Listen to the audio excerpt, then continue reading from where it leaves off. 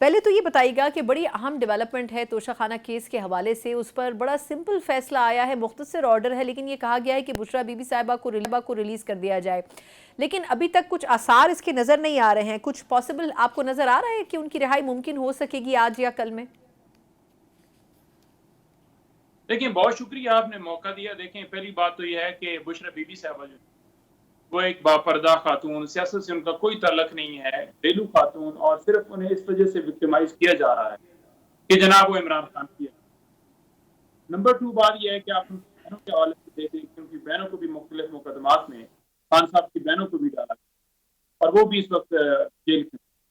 اسی طرح اگر دیکھ لیں پوری پارٹی کے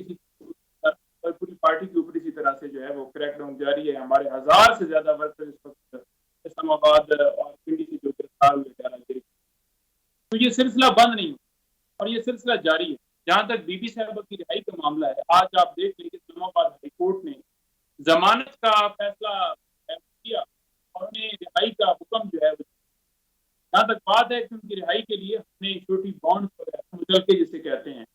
وہ جمع کروانے کے لیے، اور ان مچلکوں کے اوپر دستخط ہوتے ہیں معزز جج جو ٹرائل کورٹ، تو ہماری ٹیم وہاں پر گئی اور انہوں نے جا کر بات کی کہ یہ جو ہے وہ سائن کر دی۔ اب یہ سزا جو ہے وہ کرنا تو دور کی بات تھی، یہ کچھ جملہ تو بعد میں نکلا ہے، اگر جج صاحب عدالت کے اندر اویلیبل ہوتے،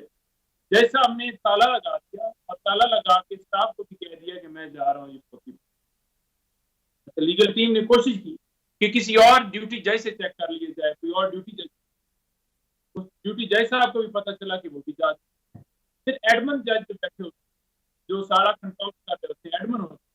تو وہ ان کو چیک کیا گیا، وہ بھی اویلیبل نہیں ہے۔ پھر جو وہاں سیشن جج ہیں ان تک رسائی کی کوشش کی گئی، وہ بھی نہیں ہے۔ تو مطلب جتنے ججز تھے وہ تمام صرف یہ کہ مچلکوں کے اوپر دستخط نہ ہو، کوئی نہ کوئی بہانہ بنا کر فوتگی کا یہ وہ ووٹ، ٹھیک ہے آپ فوتگی پر جائیں، جناب سے بڑے ضروری ہیں، آپ کے رشتے دار دوست احباب اور کوئی رخصت ہوتا ہے دنیا سے تو ڈیفینیٹلی پڑھنا بھی چاہیے، لیکن جہاں تک بات ہے کہ زندہ لوگ آپ دیکھ کیا ان کے لیے کسی ایک جج کو آپ نہیں چھوڑ سکتے تھے کہ وہ کل فاتحہ پڑھ لے اور جناب ان کی جو ہے وہ دستخط انہیں کے آنے ہیں، ان پر دستخط کرنے اور ان کی رہائی ہو سکے۔ آج بی بی صاحبہ کی افسوس کے ساتھ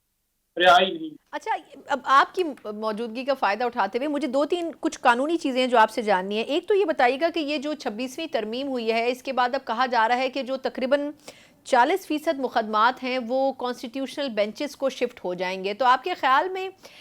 کس قسم کے مقدمات جو ہیں وہ سارے کے سارے اب سپریم کورٹ کی بینچز سے اب آپ آئینی بینچز پہ جاتے ہوئے دیکھ رہے ہیں، اور کیا ایسی کوئی پاسبلٹی آپ کو لگ رہی ہے کہ منصور علی شاہ صاحب یا جسٹس منیب اختر صاحب ان بینچز کا حصہ بن سکیں گے؟ ان کا سٹیٹس کیا ہوگا؟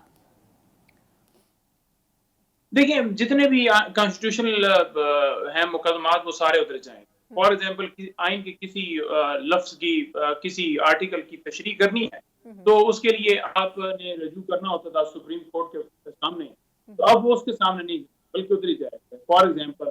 جیسے ریزرو سیٹ کا معاملہ، ٹھیک ہے، وہ کانسٹیٹیوشن میں جائے گا۔ اسی طرح سے اگر دیکھا جائے تو یہ جو ترامیم کی گئی ہیں اگر ان کو چیلنج کیا جائے گا تو وہ بھی، اب یہ کیسے ممکن ہے کہ وہ کانسٹیٹیوشن کورٹ جس کے خلاف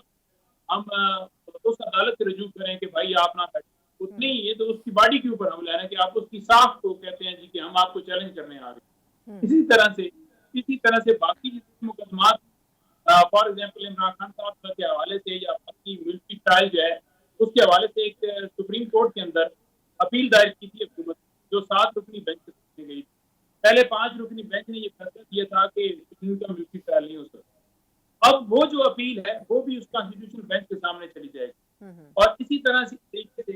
جتنے ہی اپیلیں یا جتنے مقدمات کانسٹیٹیوشن نیویارک کے سپریم کورٹ میں پینڈنگ ہیں وہ سارے کے سارے اٹھا جائے۔